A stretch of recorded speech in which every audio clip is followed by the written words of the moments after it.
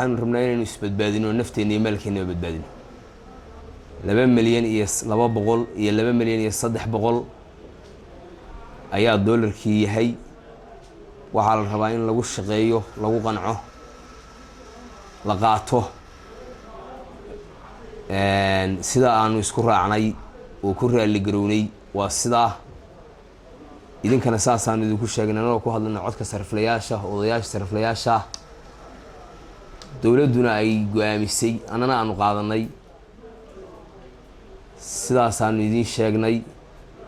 waa qaadanay doolarku laga bilaabo maanta in lagu qabanayo 22 gacanta hore gacanta dambana 23 arrinka aanu ku dhawaaqnay oo mas'uuliyadayada oo mas'uuliyadii dawladnimada ah oo tii dadka aan uga wakiilka ahayna